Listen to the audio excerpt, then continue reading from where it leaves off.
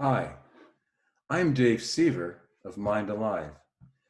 Today we're going to learn about transcranial DC stimulation.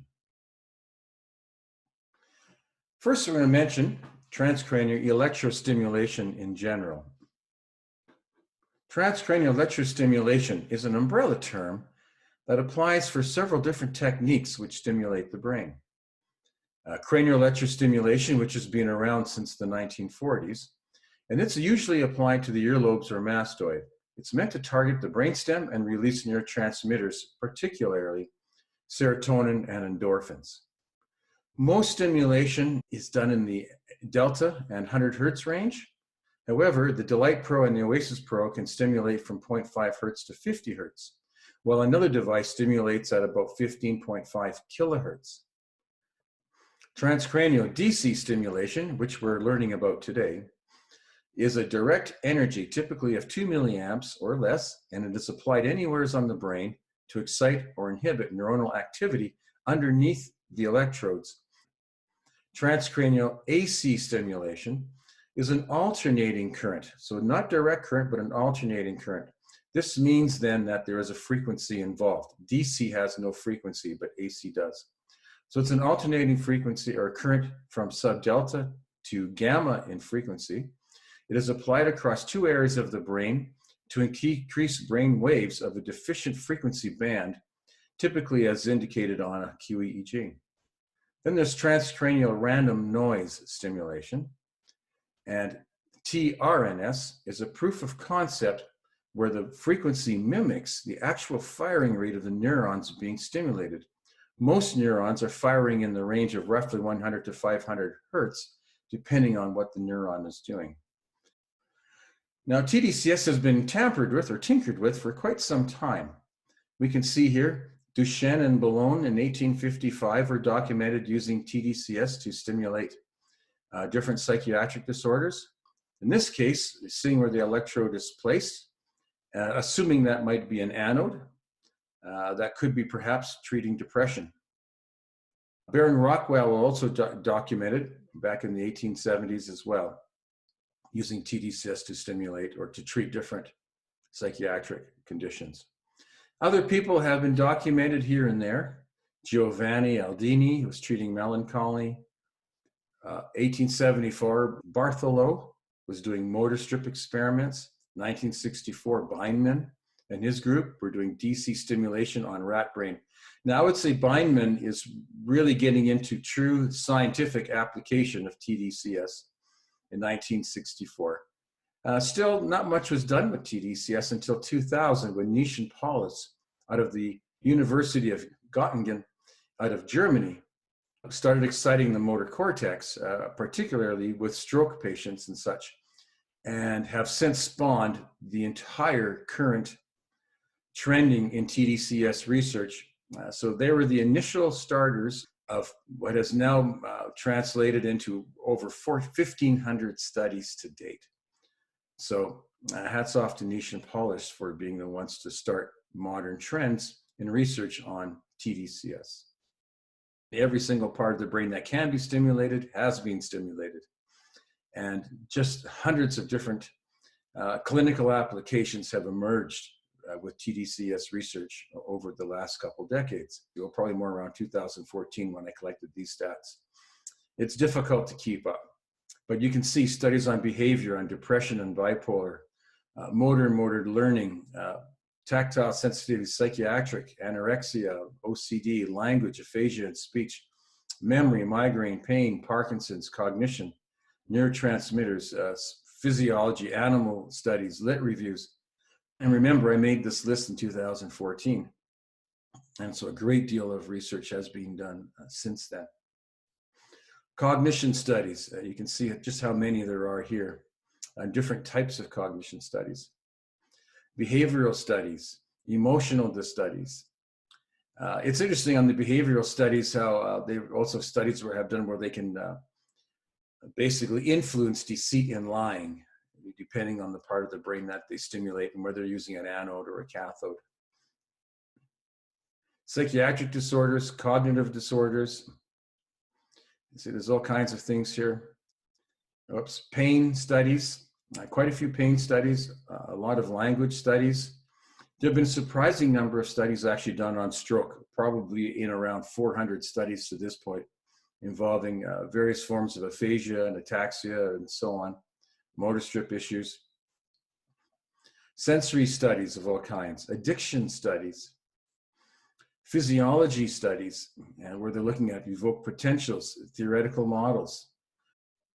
TDCS has certainly spawned insights as to how the brain actually functions. And so all kinds of theoretical models about brain functioning have emerged with the development of TDCS. Brain function studies, cerebral blood flow studies, blood pressure studies, and so on. Neurotransmitter studies of various types have been spawned as well. Other studies, dreams, seizures, MRI, cerebellum studies, and there's been some fascinating stuff done with cerebellum and locomotion and so on. Spinal cord studies, animal studies, lit reviews. It's gone on and on. Ethics studies and efficacy studies, comfort, safety, and so on. Best methods of practices. So a lot of work has been gone on in TDCS since its original days, really starting with Nishan Paulus's research back in 2000. So anyway, what is TDCS? TDCS is a very simple technique. You couldn't ask for a more powerful psychiatric or neurologic treatment technique that is also fairly well priced and very easy to use. Anyway, a small electrical stimulus is applied to specific sites across the brain, and this stimulus actually is applied in terms of a current, not just an electric field or something like that. The electrical stimulus flows across the brain.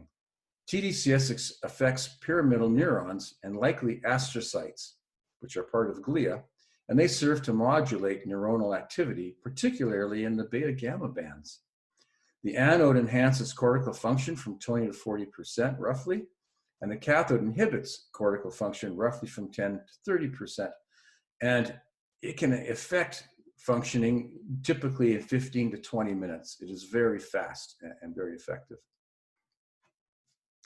When working with TDCS, it certainly does help to have a good understanding of all the Brodmann areas in the brain, and also all the electrode sites for using, when you're doing EEG work, using the 1020 or the 1010 electrode placement montage or scheme.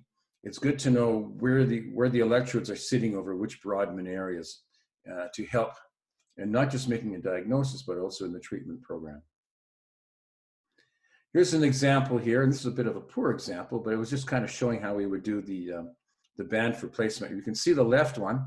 If this electrode was a little more properly placed, probably in this area here, that would be for depression.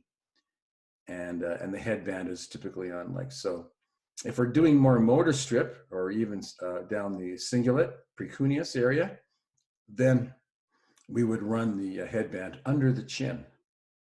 And it works quite well. Things to know.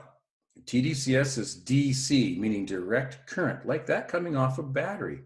So there is no frequency, and therefore there's an anode and a cathode. Generally speaking, if you have a frequency and it's biphasic, which a frequency-based stimulation generally is, then there is no anode or cathode because there is no actual polarity because they're alternating polarity all the time. But TDCS indeed has a polarity just like a battery has. So there's an anode and a cathode. The anode is positive and the cathode is negative. For me, this is what I used to do when I first got into this. I sometimes forgot which was positive and which was negative. And so anions, a twisted form of the word onions into anions. I like anions. So I have a positive experience with anions. I have allergies to cats. So I have a negative experience with cats. And that was sort of the little mnemonic I used in my early days to help make sure I kept positive and negative straight with anode and cathode. Now, another aspect of TDCS that's really, really important has to do with electrode size versus overall stimulation current. And this is called current density. And we're going to learn a little more about current density in the next few minutes here. Of the 15 or so 100 studies that have been done to date, 98% of them have neglected to address current density. So you'll read one study, they'll say, we did 2 milliamps into 49 square centimeters and we had no clinical effect. Another study will say, well, we did 2 milliamps into a 25 square centimeter electrode and we had great effects. And it's because you have to take the overall current and divide it by the size of the electrode or the area of the electrode, because the electrode in itself dilutes that current. So the larger the electrode is, the more diluted the current is, and the less clinical effect it will have. Nish and Paulus kind of discovered this later on. Another little problem that was going on, and is still being replicated in poor studies even today, is that often they use the same size electrode for the stimulus and for the reference electrode, and they'll often put the reference electrode on the head still. Often they use the contralateral orbit, but they can use other places as well. And rarely does a study ever address the negative effects that occur underneath that reference electrode.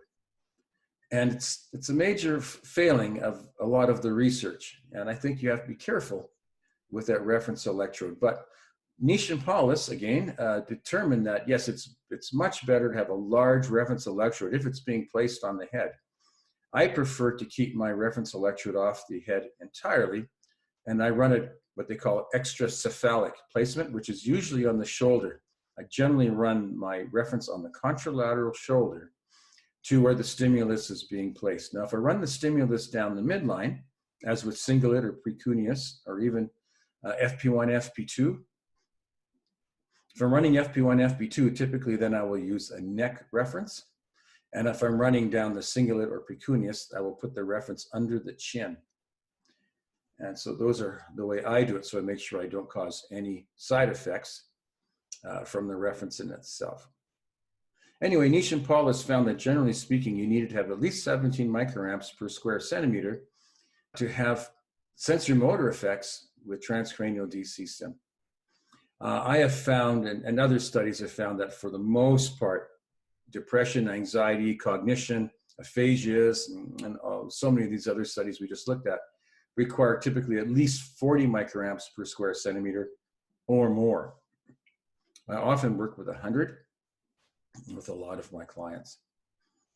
And part of the reason with that too is, you want to get the best bang for your buck, but you also want to make sure that your client feels the effect right on the first treatment session. If they don't, you might lose them as a client, but if they're buy-in because they're noticing an effect, then that's a real bonus clinically. And typically, almost all the TDCS studies have shown there's a fairly significant effect by the end of a 20-minute TDCS session that also lingers for a few hours and sometimes for a couple of days.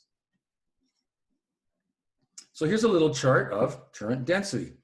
In this case, if we had 1 milliamp, you can see up here 1 milliamp, if that went into a 4x5 electrode, so this would be 4 centimeters by 5 centimeters. 5 centimeters is very close to 2 inches, and 4 centimeters would be a little less than 2 inches, about 1 5/8 inches or so. We'll work with centimeters in this case. So if we had 1 milliamp divided up by 20 square centimeters, we would have 50 microamps per square centimeter. That makes sense? Now we're using scientific notation. This is really no different than to say if we had a pizza and we divided a pizza into 10 slices, let's say, then we'd have 1/10 of the pizza would be per slice. But in scientific terms, that would be 100 milli pizzas. And if we cut a pizza into 20 pieces, then each piece would be roughly 50 milli pizzas. But because we're dealing with not 1 amp, but 1 milliamp, when you divide that into 20, you're going to get 50 microamps. Now, what if we wanted to double the current density? What could we do? Well, one obvious solution would be if we took 1 milliamp and we increased it to 2 milliamps, we would now have 100 microamps per square centimeter. But how else could we double the current density without changing the overall current? Well, this is how it's done. Get a scissors, cut your electrode in half. If we do that, now the current density will double. And there may be cases when you'll have to do that. You'll just need more kick. with your patient, and you can just cut your electrode down and really up your current density and have to ensure clinical effectiveness. So just to wrap it up a little bit on current density, if you had 1 milliamp and you had 25 square centimeters, which is 5 by 5, which is pretty much 2 by 2 inches, very close, you would end up with 40 microamps per square centimeter. If you had 2 milliamps, of course, that would double to 80. If you had 6 by 6, which some studies use, you're gonna have 27 microamps per square centimeter. These studies typically don't yield much in the way of clinical effectiveness when they use a large electrode like 36 or 49 with only 1 milliamp. Our electrodes have been tuned to provide roughly 18 square centimeters on the treatment electrode, and sometimes we use 2 treatment electrodes, sometimes we use the reference as a treatment electrode as well. But most of the time it's extracephalic. And anyway, this yields 55 microamps per square centimeter, which we know to be clinically effective. And there are times when I certainly run my own clients at 1.5 to 2 milliamps, and I push them up to as much as 110 microamps per square centimeter to get effectiveness. This is particularly noticeable at times of depression. And yes, 2 milliamps into an 18 square centimeter electrode can have pretty profound effects on relieving depression quite quickly within the same session. Some of the side effects that have been reported with TDCS, in fact, these are the major side effects reported with TDCS, and as you can see, there really isn't too much to be concerned about at all. So how does transcranial DC stimulation actually work? Well, there's several models on that.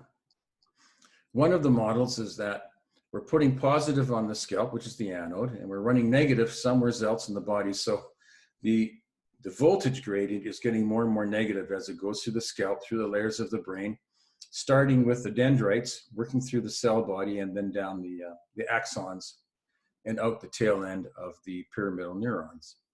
And in the process of becoming increasingly negative, as it goes towards the tail of the neuron, it depolarizes the neuron to some degree. So instead of resting at minus 65 millivolts, inside potential with reference to the outside potential, it drops that down to about 55 millivolts.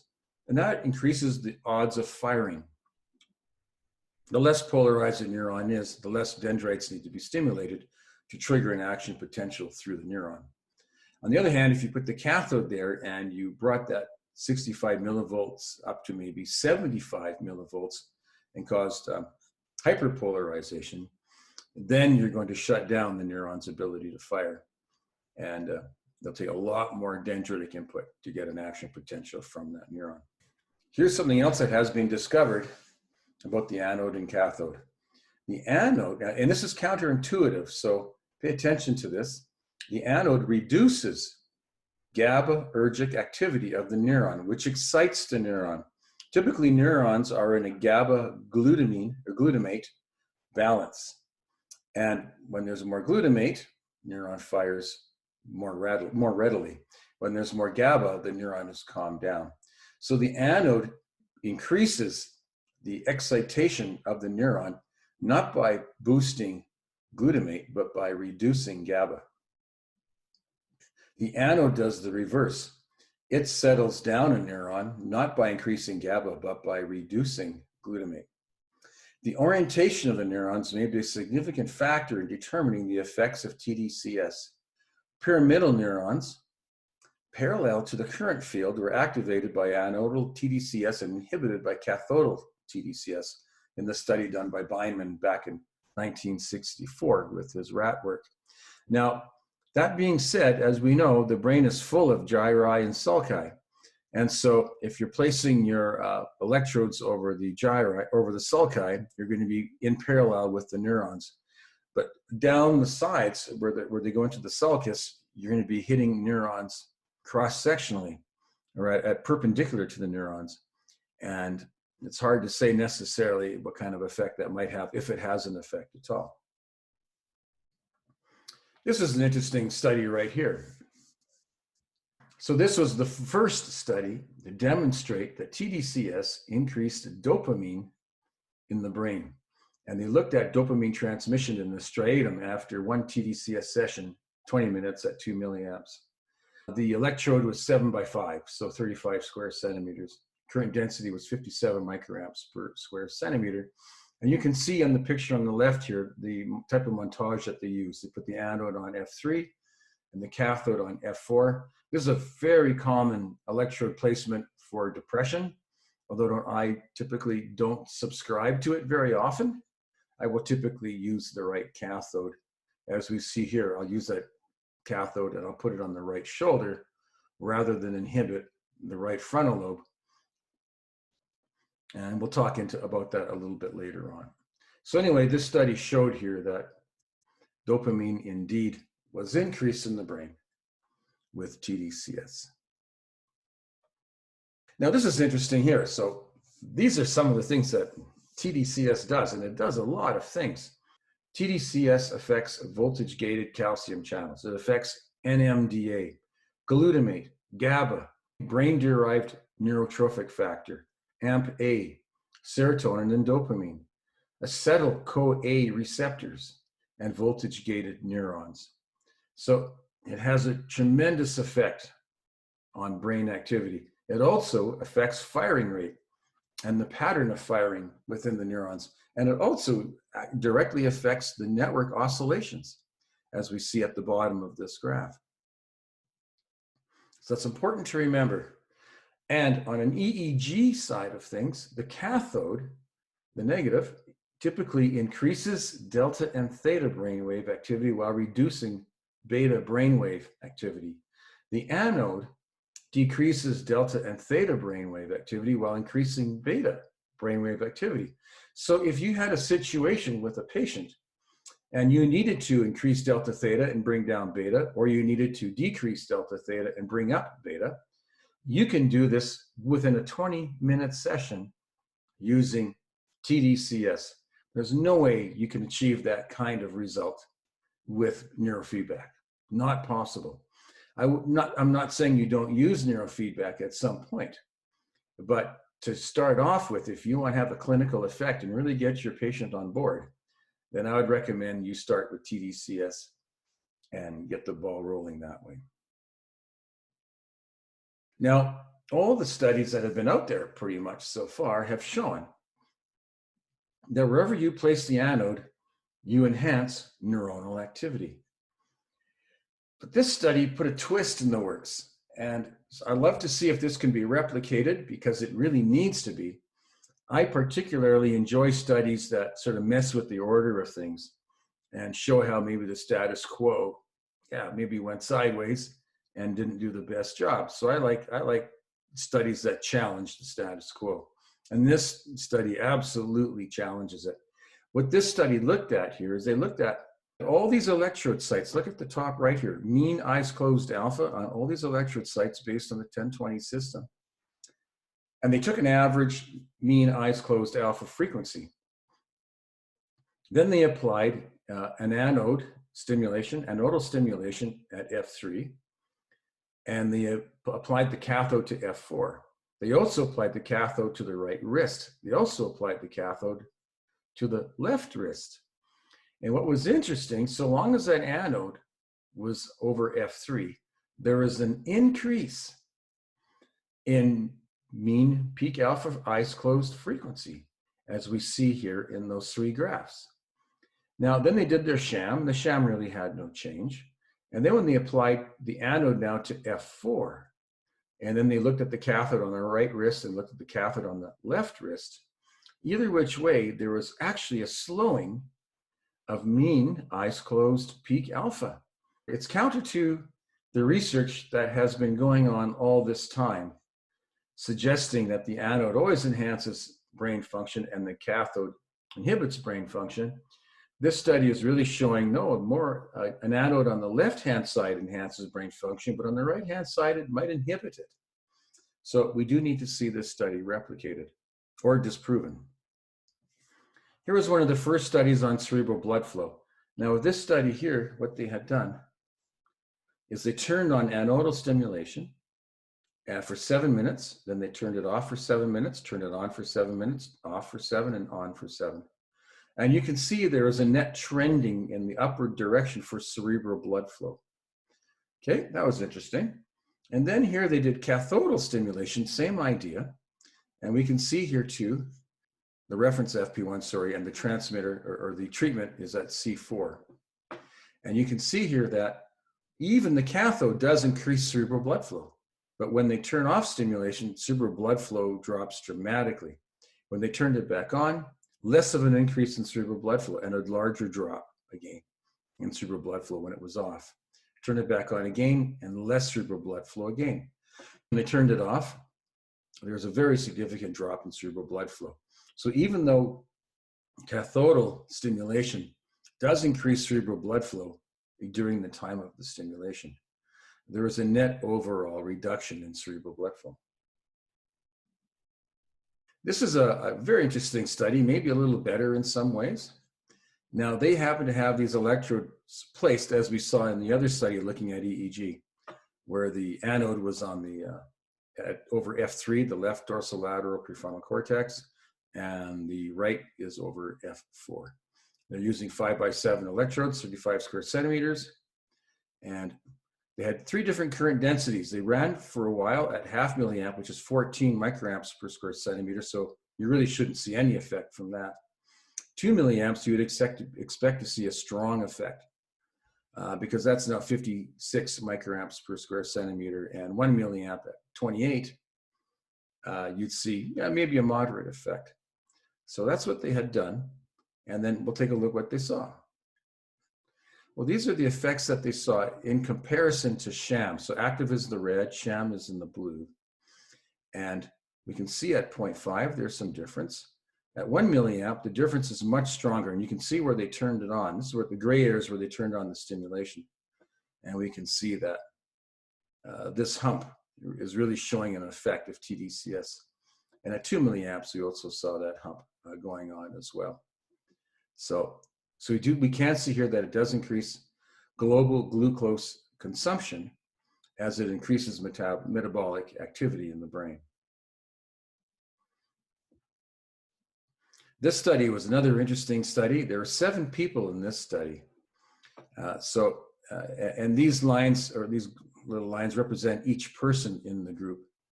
And what was interesting about this was they were looking at the effects of TDCS on chronic insomnia.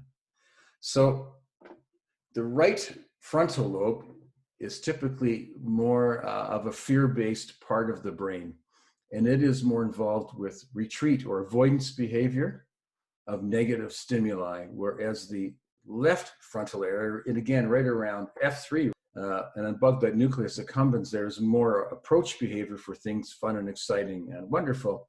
So the happy side is more on the left, and the negative brain functioning is, or negative effect of the brain is more on the right side at roughly F4. So this here is total sleep time. This is sleep latency, so how long it took to fall asleep. And this is sleep efficiency, which is overall time in bed divided by the time tossing and turning in bed. So non-sleep time, and that's sleep efficiency. And we can see here that the anodal group, and now this is over F8, whereas where they are placing the cathode and anode was over F8. And we can see the anodal group that had the anode over F8 actually got worse with total sleep time. They got worse a bit with sleep latency, and they got a little bit worse with sleep efficiency. The cathodal group, which is shutting down against more of the fear-based side of the brain, saw an improvement in total sleep time, dramatically reduced sleep latency, at least in one of their subjects, and overall improvement in sleep efficiency to some degree. So that's interesting because it kind of makes the point that, yeah, if we tune down that right frontal area of the brain, we can actually improve sleep that way. I've used it myself, and it has had an effect. It does work. Now, there were 3 generations of studies that came out on TDCS. The first ones were very, very, very basic. They just put an electrode over the site of interest for the treatment, and they typically put the the reference, which is typically the cathode, over the contralateral orbit, never checking to see if it was indeed causing inhibition of brain function underneath that cathode. And they did this for a few hundred studies over several years. Then a second generation of studies started coming along. And this came up with the discovery that you could use cathodal stimulation over the motor strip on the contralateral side or the homunculus side, and you could still improve it on the other side. And this was particularly noted in people with stroke, because with stroke, the other hemisphere of the brain tries to hijack functioning of the lesioned side of the brain. What they found was that in the process of the other hemisphere trying to hijack the lesioned hemisphere, is that it actually interfered with therapy. So by putting a cathode on the other side and keeping it at bay, it actually helped with the therapy. So that's what was discovered. And this was very important. So they went on with this, and that now meant that for stroke patients, they could put now the anode over the lesion side and a cathode over the contralateral side and the homunculus area, and they actually could improve therapy with this technique. Now, sort of the third generation came along, and this one might not have been as significant as the first two. What they found was that it didn't make a lot of sense to put the anode over the lesioned area because those neurons are taken out of commission. So it made more sense to put the anode over the perilesional areas. So the areas just around the lesioned area that could take over functioning of the lesioned section. Now, electrodes being 5 by 5 centimeters or 2 by 2 inches are more than likely hitting the perilesional areas anyway, because electrodes are fairly large. But it was certainly a little bit of a discovery that that's how it should be done. This is what they would call best practices, at least with stroke, and that would be putting the anode over the perilesional areas and the cathode over the homunculus site on the other hemisphere. However, there are some caveats to this, which we're going to look at later.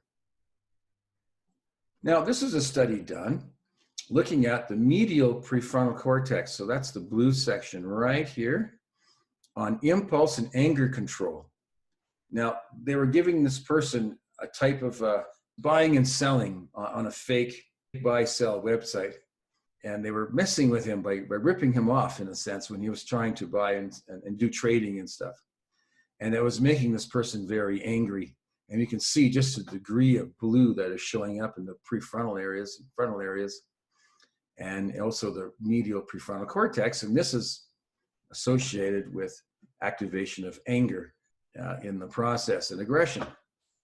So they did transcranial DC stimulation in those areas. And you can see here now that activation of the prefrontal cortex caused a significant reduction in anger and aggression, despite having fair or unfair trading practices when he was playing this game.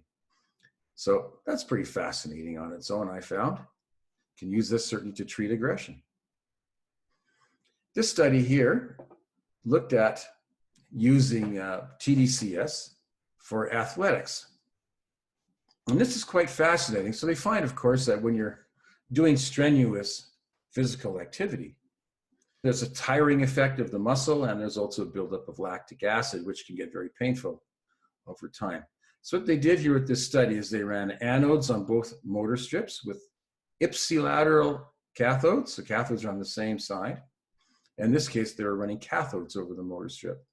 They did assessments. They did a neuromuscular assessment. They did TDCS, another neuromuscular assessment, TDCS, a warm-up, and then tense till fail. And that's how they did this. So let's take a look. So we can see here when they tense till fail with the anode, they got an extra few minutes. Well, in the athletic circles, getting an extra few minutes of maximum muscle contraction over your opponent could certainly win you the game. You can see that with cathodal stimulation, there also was a mild improvement over the sham. Wasn't much, but it was a little bit. So just stimulation in general does seem to have an effect. When they looked again at blood lactate accumulation, we can see here that during anodal stimulation, there was a fair bit more blood lactate accumulated because this person, of course, is tensing significantly longer and is able to hold it despite the fact that there is lactate accumulating. And again, the cathode had a mild effect. So yes, this can be used in this manner for athletics. This is a wonderful case study that was given to me by a clinician, and this was one of his patients. This patient had to retire early from his employment due to severe anxiety while driving his car. He was also diagnosed with OCD and reported bad and dangerous thoughts. He had been seeing a talk therapist and psychiatrist for meds. Previous to the intervention, which was TDCS, he was taking clonazepam 1 to 2 times daily, usually in the morning. But at their most recent follow-up appointment, which was now post-12 TDCS sessions, the patient says that he's driving without fear now, and after doing the TDCS, he hasn't taken any clonazepam in the last week, and he's only taken 2 half doses the week before. He also reports a marked decrease in previous negative thoughts. So we can see here, there's his OCD right here, right down the cingulate in 3 bands, theta, alpha, and beta bands. And this is also his relative power here, but the absolute power really shows the OCD. Post-TDCS, this is what we've got. The cingulate is settled down and the OCD is gone. So that is the effectiveness of transcranial DC stimulation and how well anodal stimulation in this case can work for treating OCD. So here's a study here, and we can see here where they looked at EEGs, and they're looking at a control group, a normal group, compared to an OCD group. And what we see here, when you're looking at the delta band, we can see the differences with OCD compared to the normal group. And again, look at the cingulate areas here. There's temporal lobe issues as well that are hot. And that's in the delta band, so high delta, high theta, compared to the controls as well. And we can see that right here in this band. After treatment with TDCS, we can see that both groups look remarkably the same in both the delta band here and the theta band over here. So it shows that indeed TDCS is quite effective at treating OCD. I must say I've used it for many years for OCD, and it is very effective indeed. So let's talk about stroke now. So with stroke, this is an example here of someone perhaps who had a motor stroke. Now the motor side this is the lateral fissure right in here. And this is the motor side. This is the homunculus, and this is the motor side here. And the sensory side is in the parietal lobe, basically right behind it. And it's important to know that when you're placing your electrode. Are you having sensory issues, or are you having motor issues? The fissure runs on the right-hand side as well, and you can see it running through here. So we've got motor on the one side and sensory on the other side. And this is what the homunculus looks like. And this is the motor area. The sensory is somewhat different, but this is the motor side here and what that looks like. And in this case, if someone had a stroke and it was lesioning something, let's say their hand or their face maybe, you could kind of target where you put that anode and treat that area more specifically. This slide depicts some of the amazing things you can do with transcranial DC stimulation when you have adequate current density, or you're willing to take a chance on stimulating parts of the brain that you might think could influence functionality in your patients. This here is a patient with Parkinson's disease, and he has an inability to lift clothing over his own head. The clinician gave him 1 session of TDCS. It was 20 minutes at 2 milliamps. Now the electrode used is an 18 square centimeter electrode that we provide with our equipment. And so it was getting roughly 110 microamps per square centimeter. The anode was placed on the bilateral cerebellum, so below O1 and O2, and using the long skinny electrode. And the cathode was on the right upper trapezius. So let's take a look at the video here, and you can see how this person functioned pre and post 1 session of TDCS. Up like you're going to put it around your neck like a handkerchief or something like that. Get stuck kind of right there? Yeah. Okay, and then bring it back over. Okay.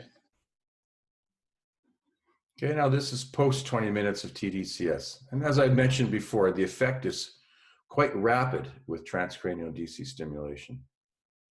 Put this corner of the handkerchief here, that one there. Let's put on your vestments. Look at that. You're a different guy. I haven't been able to do that in a long time. Well, this guy has come from the floor, but this is much difference. Do me a favor, we didn't check this before. You got a button right here. See if you can button that.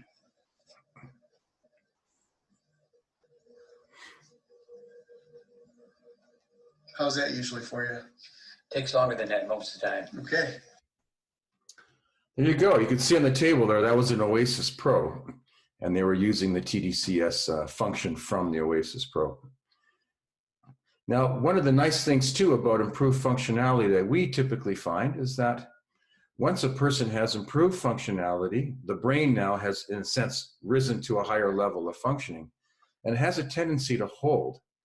So it doesn't mean you still wouldn't do further TDCS applications and also ongoing therapy, but it sure does help with the process, and generally it sticks fairly well. They're getting to be a large volume of studies on aphasic patients. This is back in 2012, and we could see back in 2012 already, there were studies looking at many areas of the brain involving aphasia on the left and on the right-hand sides, mostly on the left. And again, using the cathode on the contralateral side is going to actually improve therapy. Now, this is looking at the upper extremity Fugl-Meyer, or UEFM test, and it has to do with fine motor control. And then we're looking at the Wolf motor function test down here, which has to do with timing or latency to do things. So we can see here, when you come to look at sham versus TDCS, fine motor control had improved significantly with TDCS compared to sham. When you look at the time it took to complete the task, we can see that there are significant improvements with TDCS compared to sham in terms of the time it took to accomplish the tasks. There were 20 participants in this study. There were 5 months post-stroke. TDCS was 1.5 milliamps at 30 minutes, 5 consecutive sessions. And we can see here that the electrode size was 16 square centimeters, so a 4x4 electrode. And at 1.5 milliamps, that would be a very high current density. And in this case, you probably needed it. This goes to show that when you do TDCS, it actually really helps to engage in the activity relating to the part of the brain that you are stimulating. And here they're looking at trained nouns versus untrained nouns for anodal stimulation and for sham. And what we can see is immediate post-testing, anodal stimulation versus sham, and 3 weeks post-testing. And what you can see here is when you do trained nouns, TDCS is significantly more effective. It really helps cement in those associative areas of the brain during therapy. If you're doing untrained nouns, in this study anyway, there was not much difference between treatment and sham, called anodal stimulation and sham. So yes, engage in the activity that you're trying to treat in. If I'm working with depression, for instance, we will try cracking jokes and being funny, and you can even play cartoons or other or comedy on the computer and help a person learn to laugh while they're being stimulated. Now, this is a very pivotal study. Some of the studies were showing, of course, that you put the anode on the perilesional area over the stroked side of the patient, and the cathode on the homunculus side in the other hemisphere. But other studies showed it didn't work. So at some point, Schlag, or 2008, Schlag and his group did diffuse tensor imaging. And what they had found was was if the descending tracts were actually destroyed from the stroke, as we see here, then it didn't make any sense to try to treat or stimulate the perilesional areas because there was nothing you could work with. In this case, it was best to put the anode on the contralateral side and encourage that side of the brain to hijack the circuits on the affected side. In this case, this is the left hemisphere, so affect the stroked side and hopefully hijack those circuits and get them into functioning. However, if the lesioned side was still very intact with regards to all the ascending fibers and descending fibers, then it made sense to apply the anode to the perilesional areas around this and the cathode to the other hemisphere to prevent that from hijacking the circuits that you could rehabilitate with the anode on the affected side. So, in conclusion, if the stroke is small and perilesional areas are intact, then excite the perilesional areas while inhibiting homotopic or homologous areas. If the stroke is large and perilesional areas do not exist, then stimulate the homotopic areas directly with an anode. Okay, now we're going to look at some basic electrode placements and things we've done over the years and that have been written upon in the research, and of course there's even more coming out all the time. So this is the placement I generally use with depression, and a few studies have corroborated my belief that we should be careful not to put the cathode on the right frontal lobe because we can cause problems there. So I use the anode typically over F3, and I will use the right shoulder for the cathode. Now, if it's acute depression, you can perhaps get away with this because with acute depression, sometimes the right dorsolateral prefrontal cortex becomes hyperactivated and you need to settle it down, whereas the left needs to be brought up. In this other example that we had just looked at back here, this would be chronic depression where people have had it perhaps for 10 or 20 years. And when we do a QEEG, what we find is that both sides are not functioning that well. Just the left frontal areas are functioning worse than the right frontal areas. So we don't see a point in knocking down the right frontal areas even more. And that's why we use the right shoulder instead. Okay, here's a study looking at this for attention. And we have a long skinny electrode that you can apply across both sides, both FP1, FP2, and put your cathode on the neck. Sometimes you may have to use a little cushion behind the neck and have them lean against the chair or lay back against the chair just to keep some pressure on that cathode, and that's a pretty good placement. This also works remarkably well for pain, which we will talk about in a little bit. One of the beautiful things about transcranial DC stim is the ability to assess and evaluate and measure almost any mental function imaginable. In this case, the function was insightfulness. And in this study, the participants were given very intricate, clever puzzles and mind games, which they needed to solve. And when the anode was placed on T4 and the cathode was placed on T3, their ability to solve these puzzles and such were enhanced significantly over the reversal, where cathode was on T4 and the anode was on T3. And this is probably due to the fact that the left hemisphere is largely involved in sequential type processing, whereas the right hemisphere is more involved in global holistic type processing. And so by enhancing that, people were able to make parallel connections with the concepts they were working with and therefore able to resolve them more speedily. This is on socialization, and this has been found, the right temporal parietal areas have a lot to do with facial recognition, interpretation of emotional facial expression. And so far, about 3,000 facial expressions have been cataloged to date, and they're fleeting. So you need to have sharp temporal lobes if you're going to want to engage socially. And the parietal lobes are also involved in that processing of that information. So by putting electrodes in this area, in the right temporal parietal area, is one way of boosting socialization. Now, language is important for socialization, so I don't recommend putting a cathode over the left parietal area. I would recommend the left shoulder. This is looking at math that was not basic algebra, but math that was far more abstract and sort of and perceptual.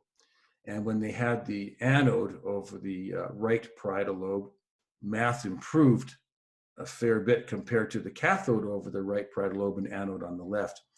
Unfortunately, in the study, they did not check to see if they were actually causing language or speech impairments when they had the cathode over the left side, which was pretty close to Wernicke's area. And I wish they had. Again, this is one of the failings of a lot of the research done in TDCS. As amazing as the technology is, I think they should have upped their game a little bit better and looked at the effects underneath the cathode. This is a study on vision, and they found that when it came to discrimination of very, very, very fine differences in hundreds of different shades and color blends and so on.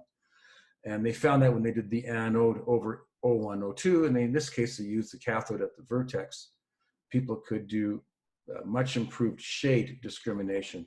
Well, from a military perspective, if there is camouflage and such under a jungle canopy, let's say, or a forest, it might help a pilot to be able to discriminate those subtle shade differences between the camouflage and the forest and spot the enemy. But another application, maybe a friend in your application, could be that for interior design. So if someone is in the business of being an interior designer, and if they were to run the anode back here over the occipital cortex, it might actually improve their workmanship and their quality of work and with their clients by being able to discriminate fine shades of color. Now, this is a study that was done on auditory pitch. And yes, so if you put the anode roughly on the T3 area where basic auditory processing is occurring, you can actually improve their sensitivity to pitch, and they could sing more on key in the choir. I had a personal experience with this because I myself am a amateur singer-songwriter. And after singing and playing guitar for years, one day it was pointed out that my singing wasn't really that on key, which I wasn't pleased to hear, and I didn't believe it. But anyway, I thought, well, I trusted this person's opinion on this. So I ran cathodal stimulation in my T3 area, 5 consecutive treatments over a week from Monday to Friday. And yeah, and by that end of that Friday, I was definitely aware I was not singing on key anymore. I was a little bit off, I was a little pitchy, and I often didn't tune my instruments that well. And now it annoyed me. And so it upped my game. And that's one of the cool things about transcranial DC stim, or any therapy really that improves cognition, is once the perception is improved, it doesn't go back, because now you're functioning on a higher level. And you will probably never lose that functioning, because now you've set the standard and now the brain gets it. And yeah, so you've raised the bar basically, and then the brain will continue to stay at that functioning level. A lot of studies that were done to treat pain looked at putting an anode over the motor strip with a contralateral cathode on one hemisphere or the other, and they could reduce pain in the opposite side of the body. But some people they took exception to this. They just didn't really believe that it could work, especially if you're exciting the sensory motor area. How would you reduce perception to pain? This is when a doctoral student named Mendonca figured, well, maybe there's more going on with this. Perhaps those contralateral orbit electrode placements are activating pain gates in the cingulate gyrus, and that is actually having an effect on reducing the perception of pain. So she went about to do a study where she basically put anodes over FP1, FP2 with a cathode on the neck. And then she also put cathodes over FP1, FP2 with an anode on the neck. She found that in either situation, pain perception was reduced, but it was reduced mostly with anodes over the prefrontal areas. which is a good thing too, because I mean, that affects cognition, attention, impulse control. So we would want to see anodes over the prefrontal areas. Plus, when a person has better cognition and better emotional control, perception of pain is generally improved. Or in terms of pain is less upsetting to them emotionally. And so, yes, so this is a good technique, putting anodes over FP1, FP2, just as we saw earlier with that attention montage, which is exactly the same placement for improving attention. So yes, you can improve attention, cognition, and reduce perception of pain with FP1, FP2 electrode placements.